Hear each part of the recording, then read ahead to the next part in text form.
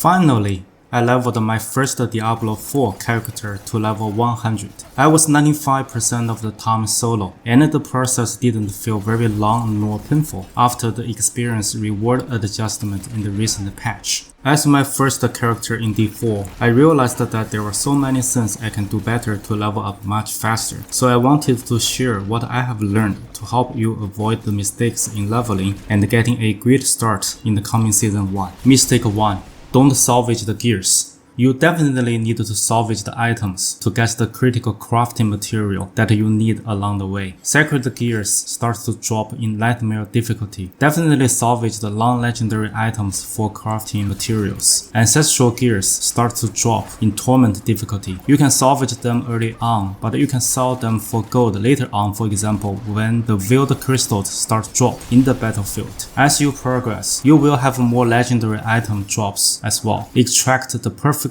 or near perfectly rolled aspects, or salvage them for crafting materials. Mistake 2. Move to Torment difficulty or Tier 4 too late. The game says Torment difficulty is for level 70 plus, but you don't have to wait until level 70. Move to Torment as fast as you can because you can get much more XP and have way better item drops. I did my Fallen Temple fight at level 64. If you want, you can do the fight from level 60. That's when you can wear ancestral gears. Use for example Weak Iron Barb Elixir which increase armor by 300. This is very helpful for the fight. I also tried to add more fire resistance, but I learned it later that the resistance doesn't matter much for now. Instead, you need to add all kinds of damage reductions onto the gears, such as damage reduction from distance or close enemies, and damage reduction from enemies that are poisoned, etc. With these tips, you should have no problem of killing the Fallen Temple boss. Please smash the like button, subscribe, and ring that notification bell to never miss a video. Mistake 3. Don't do the event to get XP and crafting materials. Events such as Legion can get you very decent XP. Helltide events will get you necessary crafting materials such as Forgotten Souls. I use the following website linked in the description to track D4 events such as Helltides, World Boss Fights, and Legion events in real time. The website also marks the Helltide boxes, including mystery boxes, which has much better drops. This is very convenient thanks to the creators of it. Once in Tier 4 difficulty, you will do mostly nightmare dungeons to get XP in order to level up. You can use this tier list, for example, to collect the best sigils for solo XP farming. The website is linked in description. Mistake 4. Forgot to collect all the Lilith altars. Lilith altars will increase various of your attributes such as strength, dexterity, and intelligence. Once you collect them all, the attribute will be carried over to your new characters as well as in the new seasons. So you'd better do it right now before the season 1 starts within 2 weeks. I use this website linked in description to track my progress of finding Lilith altars. You can click on the map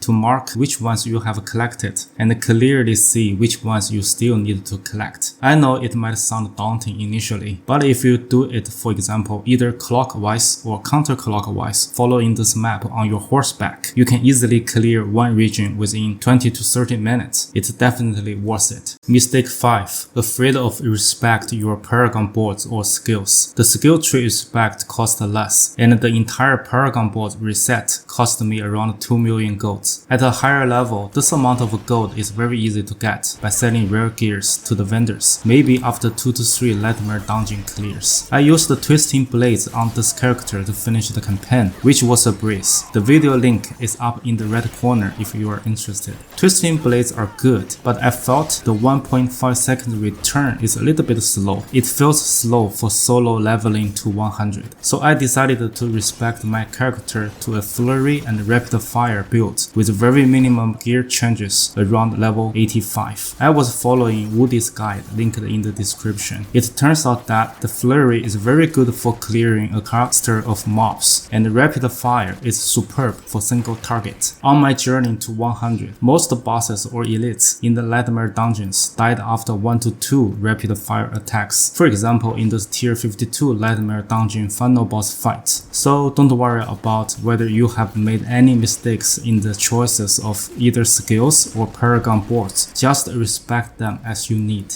Last mistake. the wrong way to play. Diablo 4 definitely offers a new comeback mechanism to explore. For example, I'm using the Condemnation unique dagger. The way it works is to get 3 combo points to benefit from the huge gain of the core skill damage. Initially, I was keeping pressing the buttons for both the basic skill and the core skill all together. I was not even sure about whether I got the benefit or not, and I ran into energy issues quite often. It turned out that I was playing this wrong. The right way, or at least I figured out a much better way, is to use the base skill puncture here to get 3 combo points first and then use the core skill to deal max damage output. You need to pay attention to the combo point meter and use the core skill after you have all the 3 points. Playing in this way, my damage is a lot better and I never ran into any energy issues. So spend some time to test, read, or watch how your build should be played in the combat. This can help a lot to increase your efficiency in leveling. By the way, the UI of the combo point meter is way down there on the screen. I have to keep my eyes down to watch it and move my eyes up on the enemies. This is really awkward during the fight, and I end up to guess the meter most of the time. I really hope Blizzard will release a better version of the UI in the coming patches. Let me mouse over the gears I had when I just reached level 100 in case you are interested. It is definitely not as good as in Woody's guide, but it is still very fast to level. Please leave your comment below if you want to know more detailed experience of leveling this character. Alrighty, hope you know these mistakes to avoid and know the tips to level much faster. Happy hunting gears to be ready for season 1. See you in the next one.